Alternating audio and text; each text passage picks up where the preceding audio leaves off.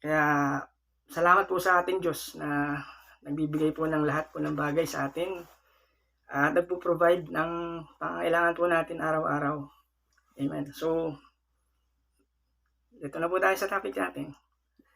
John 21:15-19. Ito po. When they basahin ko po 2 beses sa English then sa Tagalog po ulit. So, sinubukan po natin na kunin po yung message po ng verse by verse. Okay, so natapos po natin last time yung 15, then so we try to complete po ngayong umaga, ngayong gabi, hopefully ito pong hanggang 16 to 19 ng John 21. Amen. When they had finished breakfast, Jesus said to Peter, Peter, Simon, son of John, do you love me more than this? He said to him, yes, Lord, you know that I love you. He said to him, feed my lambs. He said to him a second time, Simon, son of John, do you love me? He said to him, yes, Lord, you know that I love you. He said to him, tend my sheep.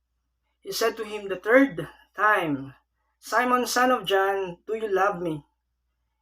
Peter grieved because he said to him the third time, do you love me? He said to him, Lord, you know everything, and you know that I love you. Jesus said to him, feed my sheep. Truly, truly, I say to you, when you were young, you used to dress yourself and walk wherever you wanted. But when you are old, you will stretch out your dress yourself and walk wherever you wanted. But when you are old, you will stretch out your hands and another will dress you and carry you where you do not want to go. This is said, he said, to show by what kind of death he was to glorify God. And after saying this, he said to him, follow me. Okay, in our version sa Mabuting Balita, ito naman po, MBB. Pagkakain nila, tinanong ni Jesus si Simon Pedro, Simon, anak ni Juan, iniibig mo ba ako ng higit sa mga ito? Opo, Panginoon, alam ninyong mahal ko kayo, tugon niya. Sinabi sa kanya ni Jesus, kung gayon, pakainin mo ang aking mga batang tupa. Muli siyang tinanong ni Jesus, Simon, anak ni Juan, iniibig mo ba ako? Sumagot si Pedro, opo, Panginoon, alam ninyong mahal ko kayo. Sabi ni Jesus, alagaan mo ang aking mga tupa. Pangatlong ulit na tinanong siya ni Jesus, Simon, anak ni Juan, mahal mo ba ako? Nalungkot si Pedro sapagkat 3 beses siyang tinanong na nang mahal mo ba ako? At sumagot siya, Panginoon, alam po ninyong lahat ng bagay. Alam ninyong mahal ko kayo. Sinabi sa kanya ni Jesus, pakainin mo ang aking mga tupa. Pakatandaan mo nung bata ka pa, ikaw ang nagbibihis sa iyong sarili. Pumupunta ka kung saan mo gusto. Ngunit pagtanda mo, iuunat mo ang iyong mga kamay at iba ang magbibihis sa iyo at dadaling ka kung saan hindi mo gusto. Sinabi niya ito upang ipahiwatig kung paano mamamatay si Pedro at kung paano niya luluwalhatiin ng Diyos pagkatapos sinabi sa kanya ni Jesus, sumunod ka sa akin. Alright, sa tingin ko po, naunawaan po ng bawat isa kung bakit po yung title ng mensahe po natin ngayon gabi is yun nga po, mahal mo ba ako? Do you love me? Do you love Him? Do you love Jesus? So yun po yung tanong po sa atin ngayong lahat. Ano po? But then, our main focus po mga kapatid is yung John 21:16. So doon po natin titingnan yung ating pag-aaral. And this time, ginamit po natin yung Amplified Bible version. Sabi po niya doon, again, he said to him a second time, Simon, son of John, do you love me? So this praise, yung pong praise na do you love me, is with total, strong commitment and devotion. So yun po yung kahulugan ng praise ng do you love me? Mahal mo ba ako? Ito ay merong, again, strong commitment. Yun po yung kahulugan niya, and devotion. So when I look about the synonym of devotion, it refers with the loyalty, love, and enthusiasm. Do you love me? So it means, meron itong kaakibat na kahulugan na may buong pangako at debosyon sa ating Panginoon. Do you love me? Okay. And then Peter said to Jesus, yes, Lord, you know that I love you. You know that I love you. It means to say, ibig sabihin po noon, it has with a deep personal affection as for a close friend.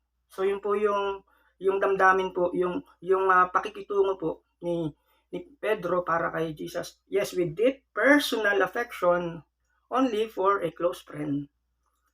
Phileo love. Alala niyo po ano? Personal na pagmamahal, malalim yung pagmamahal, pero yun nga lang, bilang kaibigan. But Jesus said, shepherd my sheep. Shepherd my sheep. Lagaan mo ang aking mga tupa. Yun po yung response naman ni Lord. Okay. So then this verse, kung ating pong maalala, is parang nagkaroon po dito ng reenactment.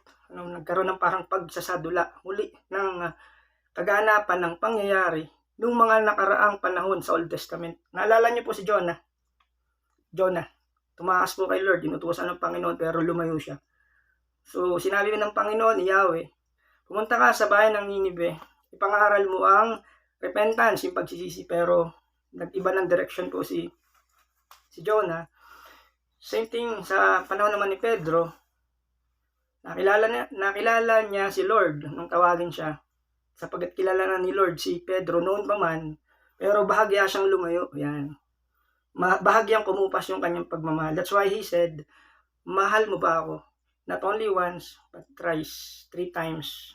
So it means that God, our God, showing that He is a God of second chance. Okay? Siya po ay Diyos sa pangalawa, hindi nga lang pangalawa po, sa napakaraming pagkakataon ng mga chances. Alright? So, ano po yung pinapakita ng verse? Pinapakita po niya that He is a gracious and a forgiving God. Napakabait ng ating Panginoon. Napaka mapagpatawad ng ating Panginoon. Not only for Peter, not only for Jonah, pero sa bawat isa po sa atin. And He said, shepherd my sheep. Now, I look for meaning for the word shepherd. Shepherd my sheep. Dalawa po yung meaning niya. Isa po yung noun at isang verb. Now, when we talk about shepherd, sa verb or yung action word, ito po ay ibig sabihin ay alagaan, bantayan, gabayan. Okay, shepherd my sheep, na ang dahilan o ang layunin ng Panginoon ay isulong, itaguyod yung kanyang layunin. Okay, shepherd my sheep, alagaan ang kanyang tupa. Okay, hindi ating tupa, kanya sa ating Panginoon. And then, the word shepherd, not only for the verb, pero yung noun. It is a person, he is a person who herds or tends and guards sheep. Ito po yung tao na nagpoprotekta, okay? Gumagabay, nagbabantay sa isang tao, umari sa grupo ng mga tao. Okay, pastol. Because Peter, sabi niya, shepherd my sheep. Peter, Jesus appointed Peter, recommissioned Peter sa kanyang ministry, sa panahon ng Pentecostes, from the book of Acts, na si Pedro yung magiging primary preacher. Okay, halimbawa, sa book of Acts chapter 2 verse 14, kaya tumayo si Pedro kasama ng 11 apostol. Ang 12 po siya, at nagsalita ng malakas. So ano pong ginagawa niya? Nagpipreach. Okay? So nung bago lumisan ng ating Panginoon papunta sa heaven, sa langit, so si Pedro po yung kanyang itinalaga. Kaya sabi ni Lord, shepherd my sheep. If you love me, shepherd my sheep. Okay, so nagkaroon po ng, alam niyo po yun, na pinapakita ng Panginoon na yung destinasyon po mabago yung destinasyon na pupuntahan ni Pedro. Sabi niya, shepherd my sheep. Okay. Para kay Peter, maging sa atin din, shepherd my sheep, is magandang balita po yun kasi si Peter, binigyan niya ng pagkakataon na maibalik muli sa ministeryo po ng Panginoon despite na lumamig yung pag-ibig, pagmamahal niya sa ating Panginoon. So nakita po natin po doon again yung gracious God na kagaya po ni Jesus ng ating Panginoon. Yung kanyang forgiveness, yung kanyang pagpapatawad kay Pedro. So ganun po So marahil po pagka binigyan po tayo ng chance na mangaral, mag-share, halimbawa o magturo sa mga Bible study hindi po natin kailangan sayangin po yung chance na yung pagkakataon Pero hindi po tayo kailangang i-disappoint ang ating Panginoon Hindi natin pwede na mamuhay sa buhay na gusto po natin ayon sa agenda po natin. So again, good news for Peter kasi si Peter ay ginamit pa rin po ng ating Panginoon. Sinasabi po niya, nadadalhin kita kung saan ka dapat nandun. Okay? At kakaibat po nito, yung napakalaking responsibility para kay Pedro. So, ganun po yung nakaatang na responsibility po sa kanya. Siya po yung mangunguna sa mga disipulo, sa mga alagad. Hey, he said, shepherd my sheep. Okay? At hindi lang dalawa, yung pangatlong beses na yung tinanong, shepherd my sheep. Do you love me? If you love me, shepherd my sheep. Okay? Parang boomerang. Alam niyo po yun. Pag tinapon mo isang bagay, bumabalik. Okay? So, ganun po yung nangyari po nung time ni Pedro nung kausap niya ang ating Panginoon. Alright? So, may tatlong beses according sa mga study, 3 times kasi si Pedro, he denied the Lord 3 times nung mga nakaraan nung siya'y kamali sa ating Panginoon. But then, he need to express his repentance 3 times also. Okay, so ganoon po yun. So then, pinapakita po ng Panginoon dito, again, yung word na recommission. Binabalik po si Pedro sa leadership ng mga disciples. Siya po yung magiging leader. So hindi po natin pinag-uusapan dito at wala po dito yung tinatawag na cheap grace. Cheap grace. C-H-E-A-P. Cheap grace. So when we say cheap grace, hindi po pwedeng magkaroon ng grace without discipleship. Okay? Hindi po pwedeng umiral yung grasya ng Diyos without the cross or repentance. Hindi po pwedeng magkaroon ng grasya mula sa Diyos without Jesus Christ. Okay, so dito po ay may plano pong mabuti at maganda ang ating Panginoon. So, do you love me? Sabi po ng Panginoon. So, ganun po kabuti yung Diyos na sinasamba po natin. Di po niya ginamit yung word na agapeo that time. Kumbaga, si Lord is ibinaba po niya yung level po niya. Kay Peter. Alright? Kumbaga, kinatagpo po ng ating Panginoon kung saang level ng spirituality po nandun po si Pedro. So, kaya po, ganun po yung ginawa niya. Sinasabi po ng Panginoon, hindi kita pinapaalis, pinapalayas sa grupo. Instead, nais kitang isama muli and to raise you up. Okay, kay Peter. Meron kang pagmamahal sa akin. Brotherly love nga po, di po ba Pileo? Kaya nalungkot si Pedro nung time na yun. So binaba po yung standard ng ating Panginoon sa level po ng spirituality po ni Pedro para maabot niya si Pedro. At ito yung mabuting sagot naman ni Pedro based sa verse, Lord, you know all things. You know all things. Alam mo Panginoon, nalalaman mong lahat ng bagay. At ang isang pinakamatalinong sagot sa ating Panginoon ay sabihin na, Panginoon, Lord, alam mo po ang lahat ng bagay. Nalalaman mo ang puso ko, hindi lamang yung puso ni Pedro, pati yung puso po ng bawat isa. Okay. So ang buhay natin, ang buhay ni Pedro, ang buhay mo at buhay ko, ay isang parang bukas na aklat sa ating Panginoon. Sa katunayan, pagkatingnan natin yung Hebrew 4:13, and no creature is hidden from His sight, but all are naked and exposed to the eyes of Him to whom we must give an account. Walang nilalang na makakapagtago sa Diyos. It means, alam ng Diyos lahat. Walang nilalang na makakapagtago sa Diyos. Ang lahat ay hayag at lantad sa kanyang paningin. Sa kanya tayo magsusulit ng ating mga sarili. So, ganun po yun. Lahat sa kanya, sa mata ng Diyos, lahat po ay bukas. Wala pong sikreto sa langit. Wala pong sikreto. Lahat po sa atin ay bukas. Kita ng ating Panginoon. Walang secret. Okay. Kung ano iniisip natin ngayon, kung ano yung ginagawa natin ngayon, God knows all things. Alright? So, ganun po yung sinabi niya. Now, akin pong tiningnan po yung phrase na yung open to the eyes of Him. Ibig sabihin, lantad sa kanyang paningin ang lahat ng bagay. Yung pong phrase na to is akin pong binasa, tiningnan. Yung meaning po niya originally ay galing po doon sa paghahanda po ng isang sakripisyo para sa isang animal sacrifice sa Old Testament. So, ginagawa po nila to expose, to expose, yung blood. Ginagawa po nila doon nung mag-aalay, ginigilitan po nila yung leg para ma-expose. Same thing like us, we are all exposed to God. Ganun po yun, ginigilitan po nila yung neck. Then, ma-expose po yung blood.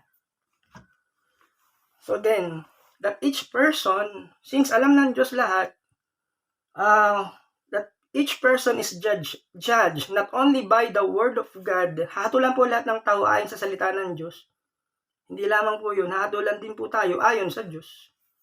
Halimbawa, itong salita ng Diyos, sabi ng John 12:48, may ibang hahatol sa mga ayaw tumanggap sa akin. Again, may ibang hahatol sa mga ayaw tumanggap sa akin at sa aking mga salita.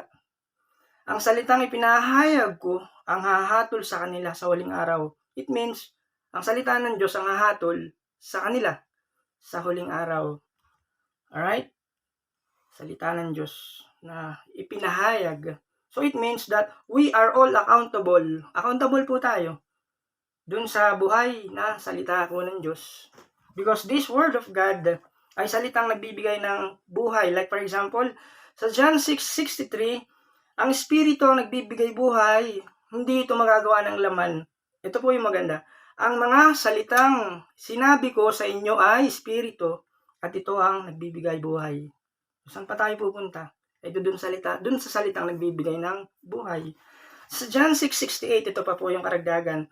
Nasa inyo ang mga salitang nagbibigay buhay na walang hanggan. John 6:68. Panginoon, kanino pa po kami pupunta? Nasa inyo mga salitang nagbibigay ng buhay na walang hanggan. Okay. Sa Gawa 7:38, yung second part, ito po yung tinutukoy ni Pedro, si Moses ang tumanggap ng mga salitang nagbibigay buhay mula sa Diyos upang ibigay sa atin. Sa 38, tingnan niyo po, siya ang kasama sa kapulungan ng mga Israelita sa ilang at ng anghel na nagsalita sa kanya at sa ating mga ninuno sa bundok ng Sinai. Siya, si Moses, ang tumanggap ng mga salitang nagbibigay buhay mula sa Diyos upang ibigay sa atin. Okay. So again, we will be judged according to the word and according to God Himself. Because He is the author of the word of God. Okay, balik na po tayo sa topic. Alright, so doon po sa pagkakataon na sabi ng Panginoon na feed my lamb, feed my sheep. Kumbaga dito is pinagtitibay po ng ating Panginoon yung kanyang pangako, yung kanyang promise kay Peter, yung commitment, ng ating Diyos kay Pedro. That's why He said, feed my lamb. Bagamat may time o may mga pagkakataon based dun sa passage na bahagya pong lumamig yung pag-ibig, yung pagmamahal po ni Pedro sa ating Panginoon.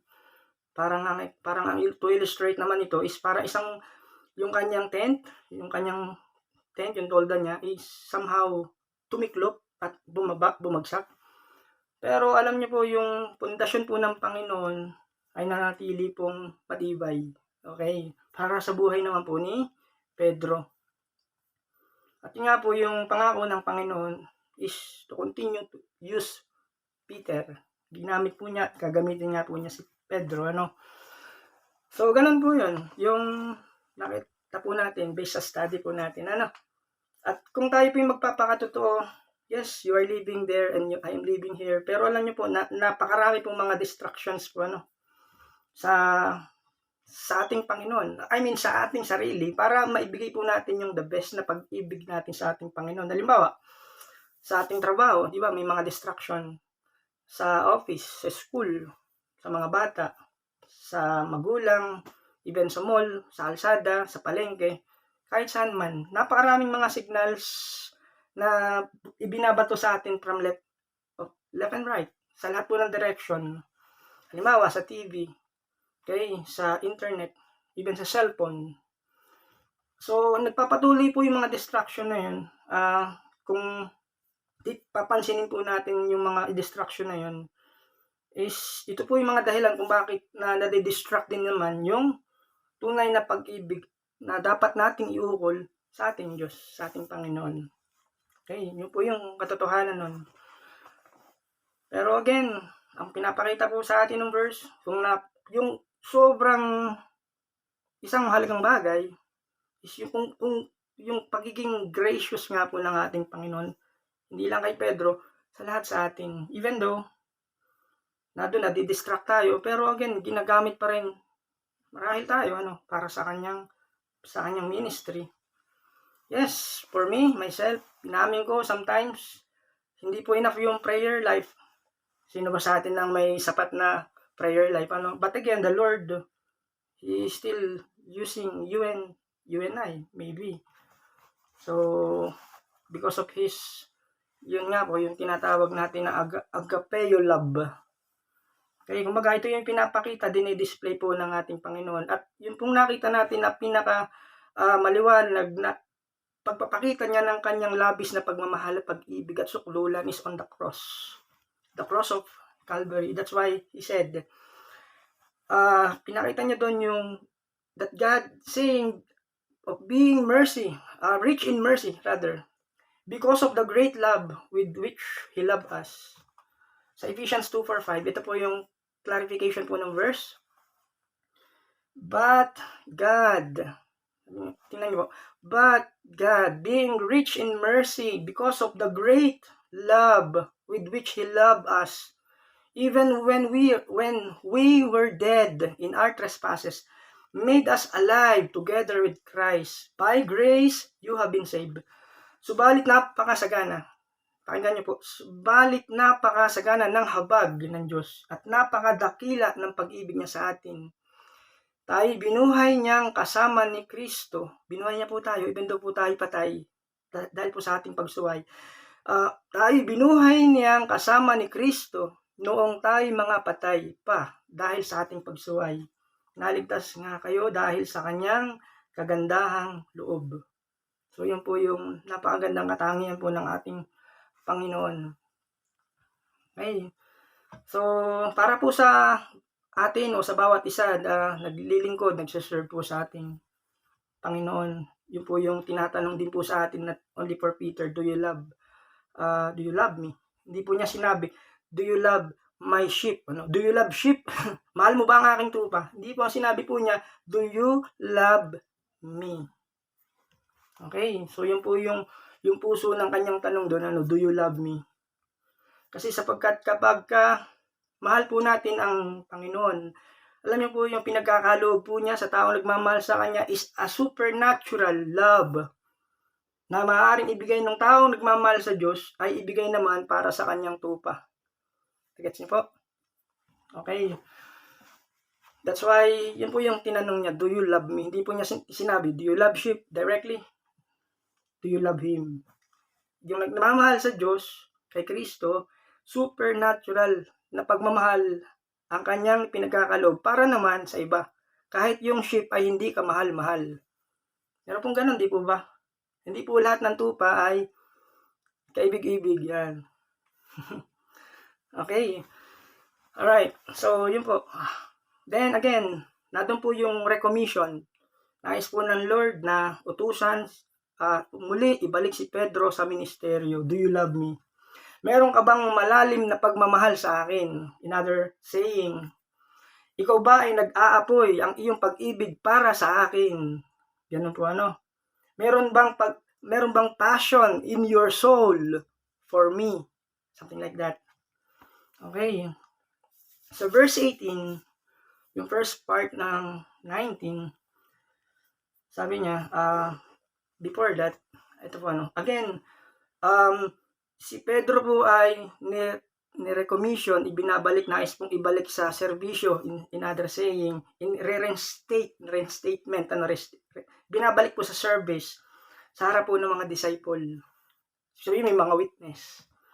Sa Book of Acts chapter 1, alam niyo po na pinalitan po ni Matthias, si Judas, siya po yung pumalit nung nawala si Judas. But then, hindi po sila nag-stand up para po manguna sa pangangaral, kundi si Pedro, during the day of Pentecost. Noong time na yon, dahil may mga witness, hindi po pwedeng mawala na lang si Pedro sa ministry. Hindi po pwede siyang mag-awol na lang, biglang mawala na lang. Okay, sapagkat ang Diyos nga po ang nag-appoint sa kanya. Yes, the Lord Himself, ang ating Panginoon, is the head of the church. Pero si Pedro yung nasa unahan po nito. Okay, so binabalik po ni Lord si Pedro sa unahan ng ministry para siya po mag-lead. Okay, sa John 21:18, again, doon sa second part, yung second part po niya. Sige, basahin ko na po yung buong verse. Truly, truly, I say to you, when you were young, you used to dress yourself and walk wherever you wanted. But when you are old, you will stretch out your hands, and another will dress you and carry you wherever you do not want to go. Nung bata ka pa, ikaw ang nagbibihis sa iyong sarili. Pumupunta ka kung saan mo gusto. Ngunit pagtanda mo, iuunat mo ang iyong mga kamay at iba ang magbibihis sa iyo at dadalhin ka kung saan hindi mo gusto. Okay. So, in English translation, yung phrase na ikaw ang magbibihis sa'yo, I mean, you used to gird yourself nung bata ka pa. Ibig sabihin po noon, nung bata pa siya, meron siyang may lakas, nung kabataan niya. Siya ang nagbibihis sa kanyang sarili dahil mayroong kakayanan si Pedro para alagaan ang kanyang sarili, para tingnan ang kanyang sarili. Pero pagtanda niya, iba na magbibihis po sa kanya. Then, nung kabataan niya marahil, pinapakita po ng Panginoon na siya ay mayroong malaking katawan, I mean malakas na katawan, malakas na braso, okay, malakas na dibdib, something like that. Pero pagtanda niya, darating yung time, sabi niya, iba na magbibihis sa'yo at pupunta ka dun sa lugar na hindi mo gusto. In the middle of that verse. Okay, so, alright, sa 18, but when you are old, doon po tayo. But when you are old, you will stretch out your hands, and another will dress you and carry you where you do not want to go. Ngunit pakatandaan mo, iuunat mo ang iyong mga kamay, i-stretch niya yung kanyang kamay, at iba ang magbibihis sa iyo. At dadaling ka kung saan hindi mo gusto. Okay. So, yung magiging kamatayan, yung death po ni Pedro ay hindi po kagaya po ng kamatayan po ni Ananias at ni Sapphira. Tandaan niyo po sa Book of Acts, na bigla na lang po silang namatay dahil sa kanilang pagsuway. Pagsisinungaling, in other words, sa Holy Spirit. Okay? Hindi po ganun ang mangyayari kay Pedro, sapagkat si Lord na po ang nagsabi na siya po ay tatanda. Okay? Ngunit, pagtanda mo, sinabi po ng Panginoon, ibig sabihin tatanda po siya. Iuunat mo ang iyong mga kamay at iba ang magbibihis sa iyo. Alright? So, ganun po yung mangyayari kay Peter. Symbolically, okay, sabi niya, iba na ang magbibihis sa iyo pag tumanda ka na. Iuunat mo ang iyong kamay. Someone will gird you. Okay, iba ang magbibikis, iba ang magbibihis. Pero Pedro, ikaw ay tatanda. Alright, naalala ko lang po mga kapatid, nung ako po nasa 2002 hanggang 2003, ako po nagpa-part-time student po ako noon sa Lucena. Nag-aaral po akong caregiver. So, ganun po yung ginagawa namin sa mga matatanda noon. Tanda ko po yun. pinapaliguan po namin, pinapakain, binibihisan, sapagkat yung matanda walang kakayanan pong igalaw po yung, yes, nakagalaw pero mahina na po sila. Okay, yung bangon nila sa kanilang higaan, okay, tinutulungan po namin sila. In short, nung nagpa-practice na po kami, nung pong time na yun. So, but Peter, sabi, someone will guard you. May iba na magbibihis sa'yo. Mayroong may tao na maaaring sumundo sa'yo. Okay? At buhatin ka. At dadaling ka kung saan lugar na hindi mo naman gusto. Okay? So, maaaring may darating at kukuha sa'yo. Mayroong maaaring isang tao na mag-overpower sa'yo. At dadaling ka sa, you are going to imprison. Kukulong ka. And someone will going to martyr you. Parang gano'n. Ano po? Someone is going to take your life. Kukuha ng buhay mo. So, nandun po yung call po ng Panginoon. Yung pagtawag po niya kay Peter, yung call of devotion para kay Peter, para sa kanya. Kaya sa Matthew, bilang karagdagan po, ang umiibig sa kanyang ama, sa Matthew 10:37-39, ang umiibig sa kanyang ama o ina ng higit sa akin na hindi karapat-dapat sa akin. Ito po being a disciple po, Ang umiibig sa kanyang anak ng higit sa akin na hindi karapat-dapat sa akin, ang hindi nagpapasa ng kanyang cross at hindi sumusunod sa akin, ay hindi karapat-dapat sa akin. Ang nagsisikap magligtas ng kanyang buhay, mawawalan nito. Ngunit ang mawala ng kanyang buhay, alang-alang sa akin ay magkakamit nito. Okay. Yun po yung verse ng 10:37-39. So, halimbawa po, kung sa kanino mang Kristiyano, na nagnanais sumunod kay Kristo, ay kailangan pong nakahanda rin po yung kanyang suffering and yung kanyang death. Like Peter. Kaya ganun po yung nakaamba, paparating kay Pedro. Alright. Kumbaga sabi ni Peter sa kanyang aklat, sa kanyang sulat, 2 Peter chapter 1 verse 12-15. Pagkatingin po natin 14-16, sabi ni Pedro, but I am going to read only 16. Ngunit kung kayo magdusa, sabi ni Pedro, dahil sa pagiging Kristiyano, wag ninyong ikahiya ito. Sa halip, magpasalamat kayo sa Diyos sapagkat taglay ninyo ang pangalan ni Kristo. Alam niyo si Peter, according dun sa church tradition, sa history po ito, na si Pedro ay nag-suffer, naging isang martir under the governance of Nero. Kilala po si Nero. Meron pong isang church tradition na katala po doon yung mga history ng mga Jew na pinersecute during the early times. Nung mga nauna pong mga believers, kasama po si Pedro po doon. Alright, so si Nero po ay isa pong emperor sa Rome. Kumbaga, siya po yung naging cause ng pagsunog ng Rome. At ang una niya pong target, alam niyo po, pinagbintangan nila is yung mga Christians, yung mga naunang Kristiyano. Wala po siyang inaksayang oras, kundi yung mga Kristiyanong nandun, na nakatira po doon, na sumusunod kay Christ, ay inaresto po nila. Pinaaresto po ni Nero at tinorture yung mga Kristiyano sa Rome. Pag naalaman kang Kristiyano, i-arrest ka. And then, ang ginagawa po nila, pinapahirapan po nila martyrdom. Okay? In public, hinihiya po nila yon. Then yung iba doon, pinapako sa krus. Yung iba naman doon, itinatapon po pinapakain sa mga mababangis na hayop, sa wild animals. At yung iba naman, sinusunog po ng buhay. Sa mga Christians, noong unang panahon, kung titingnan nyo po, isipin po yung mga ganong pangyayari noong panahon na yun, at i-connect po natin kung ngayon, mahirap po yun. Po? So si Pedro, according sa study, ay merong isang historian, si Eusebius. Yung mga sundalong kumuha sa kanya, ay hinuli siya. Sabi niya, hindi ako worthy na ipako sa krus na kagaya ng Panginoon.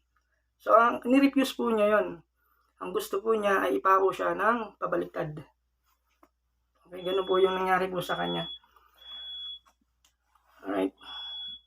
So, Kaya naganap po yung sinabi po ng Panginoon na dadaling ka kung saan hindi mo gusto, iba yung magbibihis sa'yo, iuunat mo ang iyong mga kamay.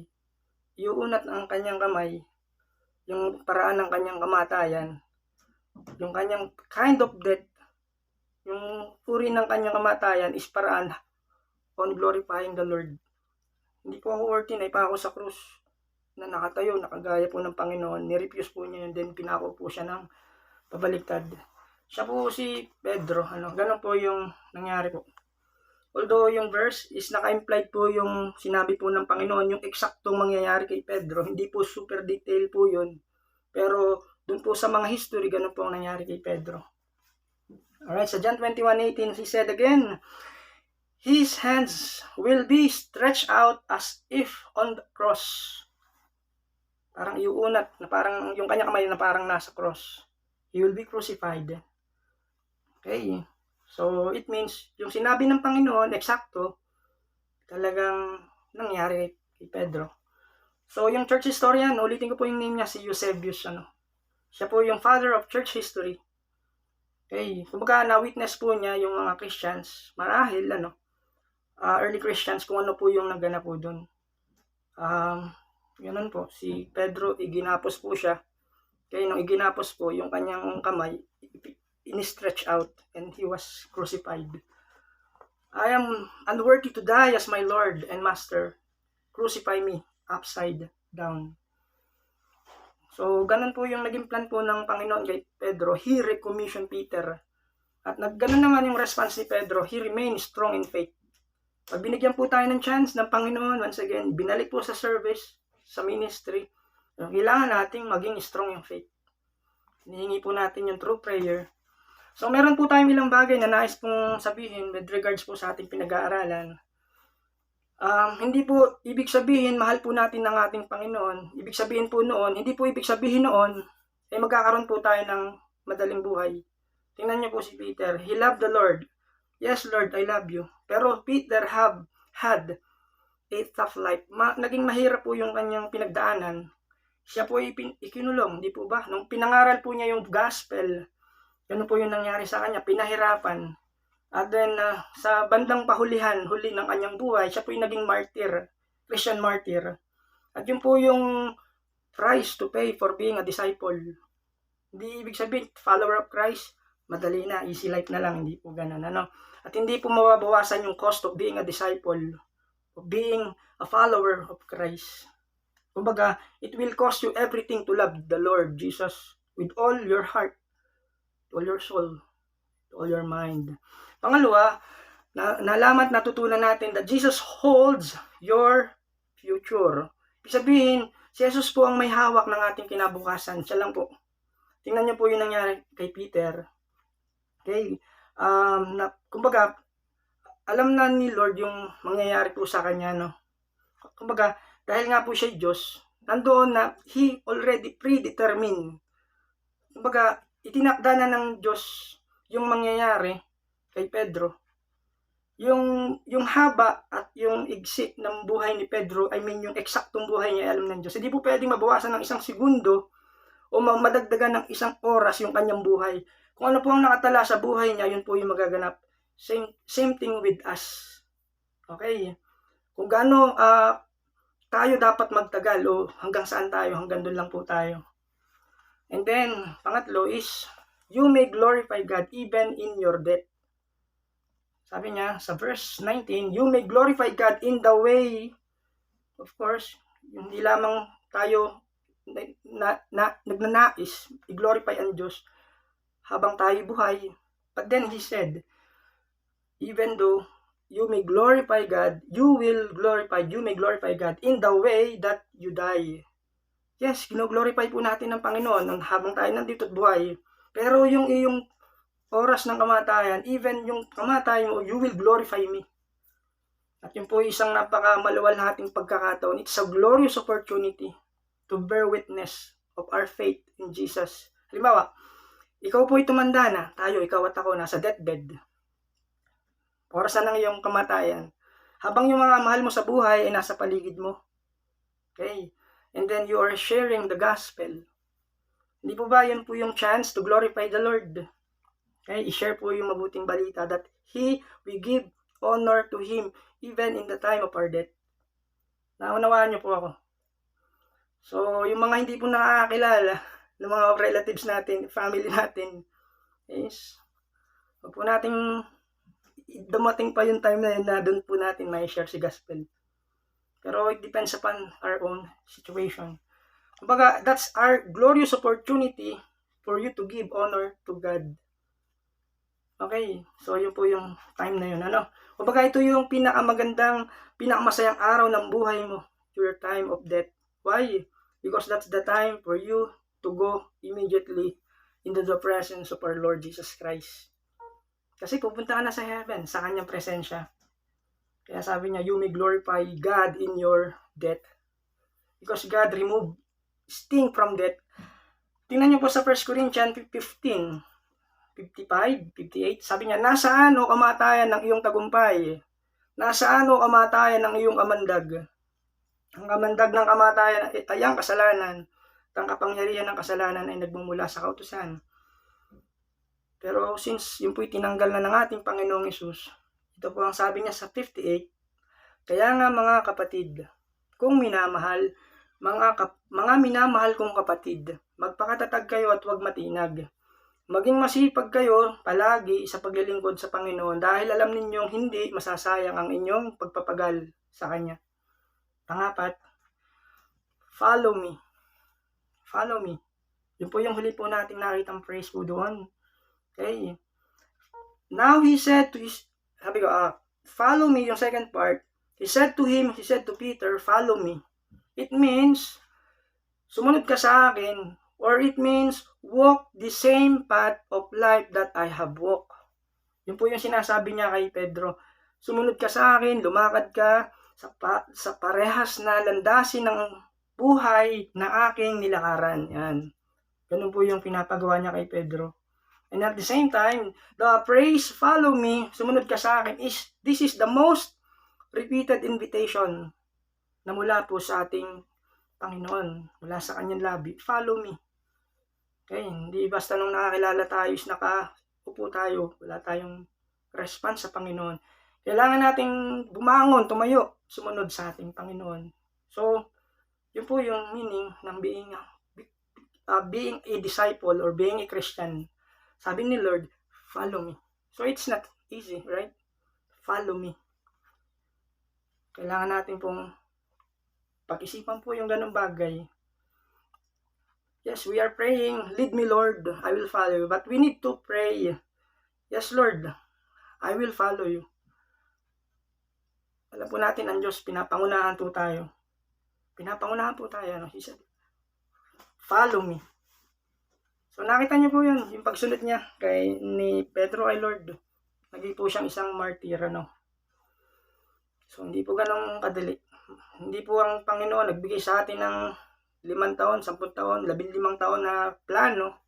But then He said, follow me. Okay. We just have to follow Him.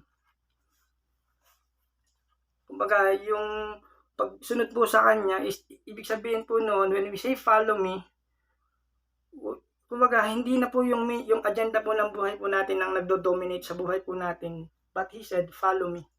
We are simply, He wants us to follow Him. Follow Him. Di po natin alam kung anong nire-require po ng Diyos bukas sa makalawa sa 1 taon. But He only said, follow me. Meaning, we have to follow Him, Jesus, day by day. Okay. So, hindi na po tayo namumuhay according to the world. Hindi na po ayon sa sanlibutan. Tama po, Kumbaga, pinorsake na po natin yon. Yes, we are in the world, but we are not of the world. Nasa sanlibutan po tayo, pero wala na po tayo sa kanila. It means, kumbaga, sinunog na po natin yung tulay papunta sa world. And there is no going back. Wala na po yung turning back. Hindi na po tayo kailangan tumingin sa likuran ng sanlibutan. Alright? Ito po yung lyrics na nakita po natin. The world behind me, the cross before me. No turning back. No turning back. Nalala niyo po yun? The world behind me, the cross before me. No turning back. Turning back. We have to follow Jesus. Okay? Ibig sabihin, iniwan na natin yung world values, ano? Iniwan na po natin yung world beliefs. Okay? Kumbaga nandun na po tayo, wala na po tayo sa broad path. Wala na po tayo sa malapad na daan. Nandun na po tayo sa makipot na daan, makitid na daan. Wala na po tayo dun sa karamihan. Naroon na po tayo sa kauntian. We are now in the few. Nandun na po tayo sa kaunti. Sapagkat yung marami nasa malapad na daan, they are going to hell. Yun po yung totoo. But when we are in the few, kung tayo po nasa kaunti lang, we know that we are following the Lord. Nasa kaunti lang. Huwag po tayo mainggit sa kanilang karamihan. Importante, although we are in a few, but we know in our heart, we follow Him. Hindi po ganun kadali yun, but we have to. Kailangan po nating ipag-pray po yun, ano? So, ganun po yung ni-require niya kay Peter, follow me. So, it means, meron po dapat na mangyari sa atin, ano? When we say following Jesus, there must be what we call decisive step of commitment. Meron tayong hakbang, mapagpasyang hakbang na gagawin. Hindi lamang po basta naramdaman lang natin or simply a warm feeling or emotion yung pagsunod. But it is decisive step of commitment. When we talk about following Jesus, it is a decisive act of my will to step out of the crowd, to abandon the crowd, the world. So that's why yung sinabi niya, follow me. Kung saan niya tayo gustong dalhin or i-lead, follow me, follow Him. Okay, kung ano yung nais niya, ninanais para sa atin, at yung pagsunod sa Kanya, of course, yung nandun po yung nakapaloob po doon yung suffering. Okay, kagaya ni Pedro, being a true disciple of the Lord.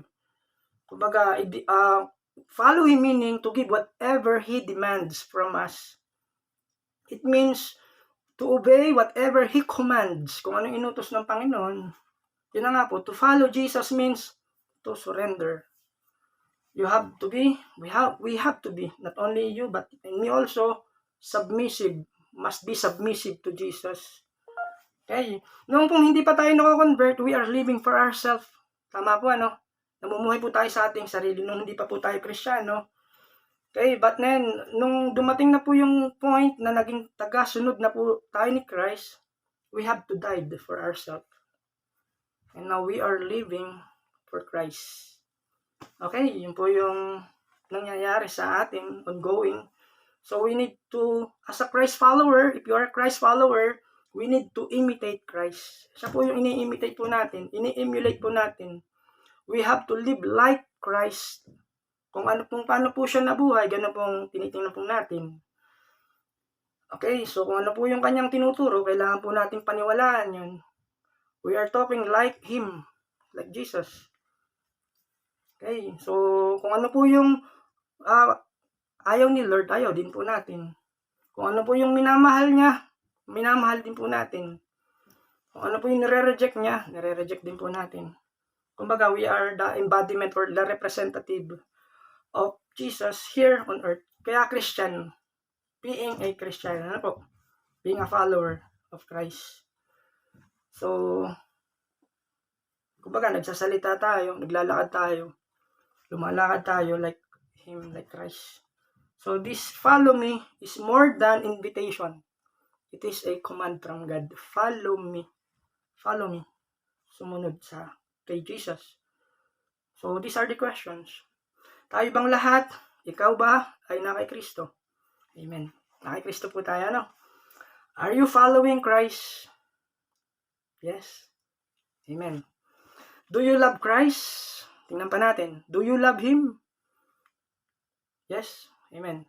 Are you on fire for Christ? Nag-aapoy ba ang iyong pagmamahal kay Kristo? Amen. Yes. Are you passionate for Christ? Ikaw ba'y talagang deeply inside? Minamahal mo ba talaga? Gusto mo ba talaga siya? Si Kristo? Are you unashamed of Christ? Hindi mo ba siya ikinakahiya? Okay. Do you speak up for Christ? Okay. Are you willing to go somewhere, anytime, para sa Kanya? To do anything, to anyone for Christ. So, yun po yung nais po niya, no? Being a disciple. So yes, ang Panginoon po ang nagpapalago sa atin, nagbibigay po ng maturity spiritually sa atin. Siya po yung nagde-develop po sa atin kung saan niya po tayo nais dalhin, like Peter.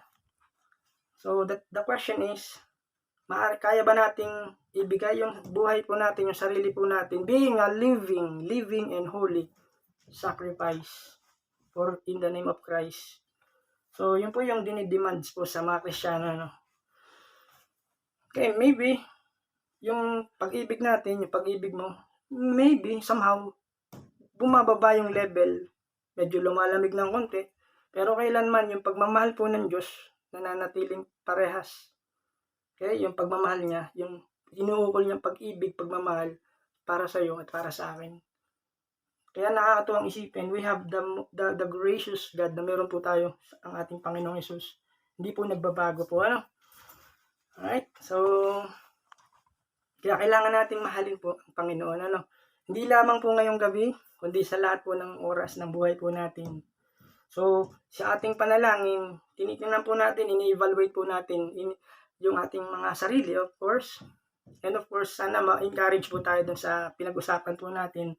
And he said to Peter, tend my sheep. Tend my sheep.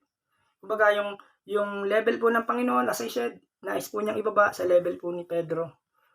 Okay? Kailangan lang po natin na i-present po yung sarili po natin sa ating Panginoon. Okay? So, tayo po manalangin, mga kapatid. Lord, salamat po. God, salamat sa inyong mensahe. Salamat sa tunay at lubos na pagmamahal mo sa amin. Panginoon, ang dalangin namin is i-level up po namin yung pag-ibig po namin para sa inyo. Dahil yung pagmamahal mo hindi po nagbabago para sa amin. Panginoon, I pray na pagpalain, i-bless niyo po spiritually yung bawat isa at kayo po ang siyang mag-expand ng knowledge and wisdom para sa ikararangal mo. And you know everything, Lord. Even our future, hindi po namin alam. But Lord, we fully trust you. Increase our faith, Lord. Salamat po aming Diyos Ama sa langit, sa banal mong Espiritu. Lord, salamat po sa pangalan ni Jesus. Amen. God bless po sa ating lahat. See you next time. Okay na po. God bless po, mga kapatid.